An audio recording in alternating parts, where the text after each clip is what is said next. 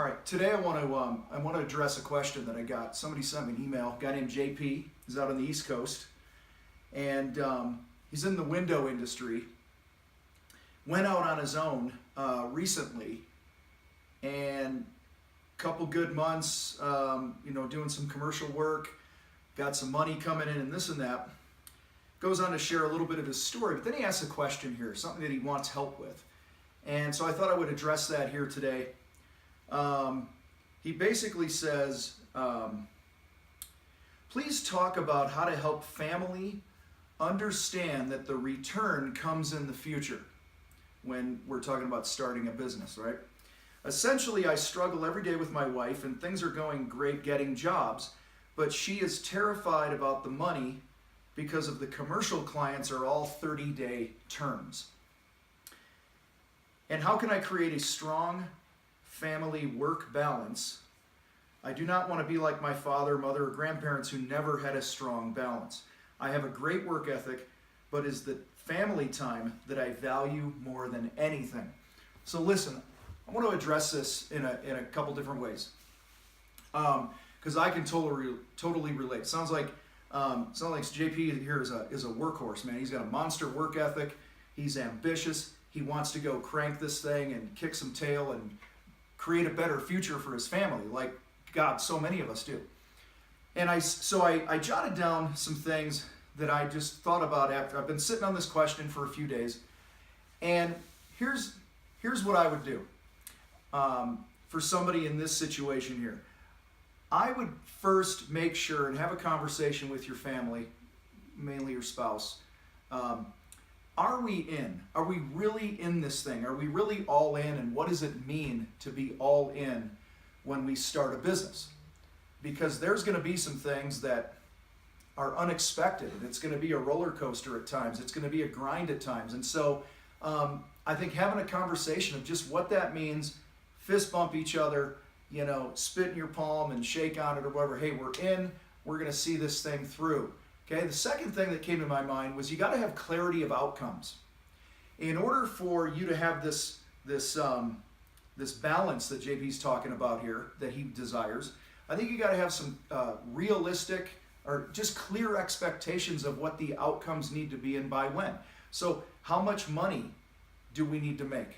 How much time am I going to put into this? What is the grind going to look like? A lot of contractors start a business and don't ever begin with, what Stephen Covey used to say, begin with the end in mind. What do I want this thing to look like? And then everything that goes on my calendar, all the money I spend on marketing, all this other stuff, all is zeroed in on getting us to that clear outcome in the future. And I just know from my experience, my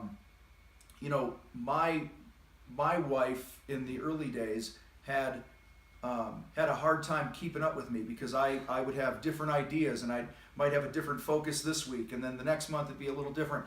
And sometimes we can be all over the place because at the time I didn't have clarity of outcome. Okay. Third thing I thought about was just having regular updates with your family, with your spouse, with your partner, sitting down and sharing what's going on. A lot of times we try to keep life and our family and business separate. We don't want to bring it home. But I also have found through the years that the transparency of what's going on. There was a time where I woke up one day and my bank account was literally $0. And I wanted to just fix it on my own. And I ended up just going, you know what, I gotta bring my wife into this. And so I went to her and I was like, hey, I woke up today and checked the balance of the business checking account and it was at 0. And through that conversation and that transparency, she made some suggestions and it ended up being a great thing. And by the end of the day, I had, over $2,000 in the bank account that same day because I kept her in the loop. So guys, you're not going to build your business alone. It's going to take your family. It's going to take your friends, your business partner, your employees, and all that other stuff.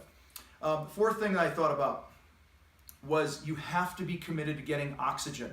So many times a spouse will be nervous and terrified about you starting a business because you're not paying yourself first. And I've done it.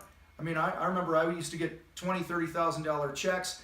They'd be put into my bank account and I'd have 800 bucks left after I made sure everyone else got paid, and my own family suffered, and that's no way to do it. You have to get oxygen, just like the airplane. They say, put your mask on first. So pay yourself first. Be selfish when it comes to paying yourself first.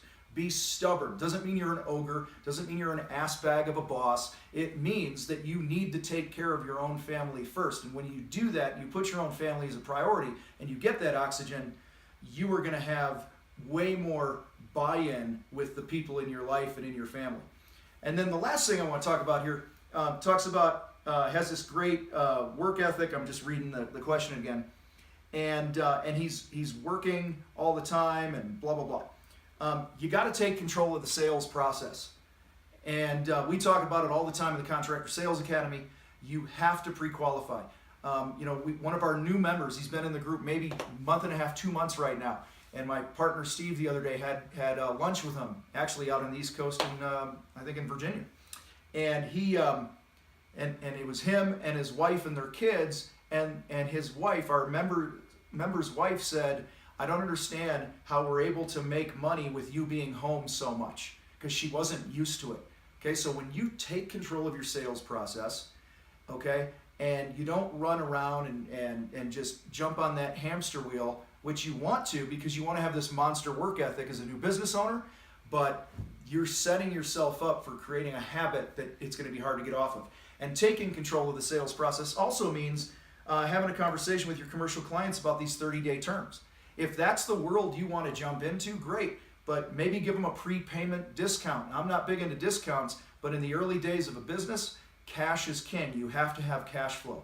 And so I might say, hey, listen, it's 25,000 bucks, or it's 22,250 bucks if you pay in 7 days, or something like that. Work it out, have open, honest conversations, take control of your process.